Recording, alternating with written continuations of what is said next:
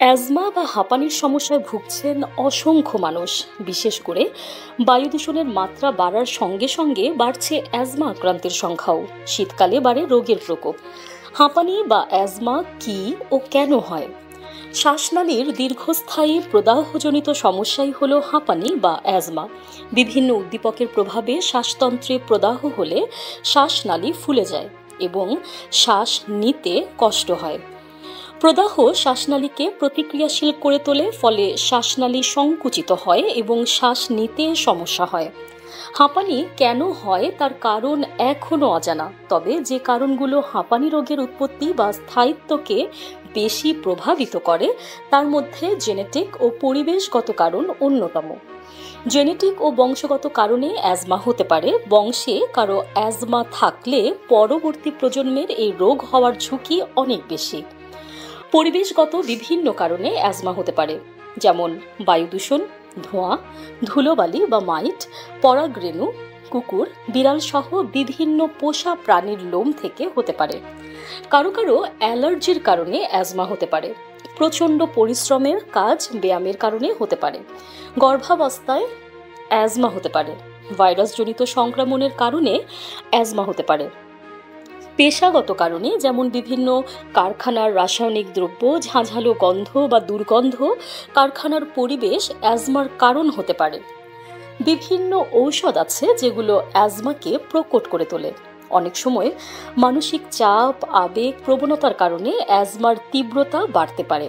শিশু থেকে বয়স্ক যে কোনো বয়সেই অ্যাজমা হতে পারে, তবে 6 বছরের নিচে এ সমস্যাকে ব্রঙ্কিওলাইটিস বলা হয়। লক্ষণ: ট্রিগার অর্থাৎ এমন বিষয় বা উপাদান যা অ্যাজমার উপসর্গগুলোকে উদ্দীপ্ত করে শ্বাসনালীতে প্রদাহ সৃষ্টি করে। এর ফলে অ্যাজমার লক্ষণ দেখা দেয়, যেমন শ্বাসকষ্ট হয়, কাশি বা শুকনো কাশি, বুকে চাপ অনুভূত হয়, শ্বাস নেওয়ার সময় বুকে বাঁশির মতো শব্দ হয়। হাঁপানি রোগে সবার ক্ষেত্রে সব লক্ষণ থাকবে এমনটি নয়। চিকিৎসা: অ্যাজমার চিকিৎসায় উপশমকারী এবং প্রতিরোধকারী এই 2 ধরনের ওষুধ দেওয়া হয় রোগীকে। তাৎক্ষণিকভাবে রোগ উপশমের জন্য সালবিউটামল জাতীয় উপশমকারী ঔষধ দেওয়া হয় রোগীকে, যা শ্বাসকষ্ট কমাতে সাহায্য করে। স্টেরয়েড সহ কিছু প্রতিরোধকারী ঔষধ আছে যেগুলো অ্যাজমা প্রতিরোধের জন্য দেওয়া হয়। বিভিন্নভাবে এগুলো প্রয়োগ করা যায়, যেমন ইনহেলার পদ্ধতিতে, ট্যাবলেট বা সিরাপ, নেবুলাইজার, ইনজেকশন প্রয়োগ করা হয় অ্যাজমার চিকিৎসায়। ইনহেলার ও নেবুলাইজার অ্যাজমার চিকিৎসায় ভালো কাজে দেয়। অ্যাজমার অনিয়মিত চিকিৎসা বা সঠিক চিকিৎসা না হলে দীর্ঘমেয়াদে রোগের জটিলতা বাড়ে। সবসময় শ্বাসকষ্ট হবে, কাশি হবে। এতে করে রোগীর কার্যক্ষমতা হ্রাস পাবে এবং স্বাভাবিক জীবনযাপন ব্যাহত হবে।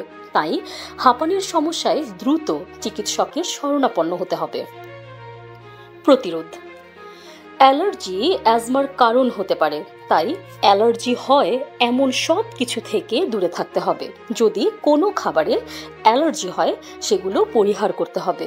ধূমপান পরিহার করতে হবে। বাইরে গেলে অবশ্যই মাস্ক ব্যবহার করতে হবে। প্রয়োজন ছাড়া ঘর থেকে বাইরে না যাওয়ার চেষ্টা করতে হবে। ধুলোবালি, ধোঁয়া, পরাগরেণু, প্রাণীর লোম থেকে দূরে থাকতে হবে। ব্যথানাশক বিভিন্ন ঔষধ, উচ্চ রক্তচাপের বিভিন্ন ঔষধ অ্যাজমার ট্রিগার করে, সেগুলো পরিহার করতে হবে এবং মানসিক চাপ কমাতে হবে।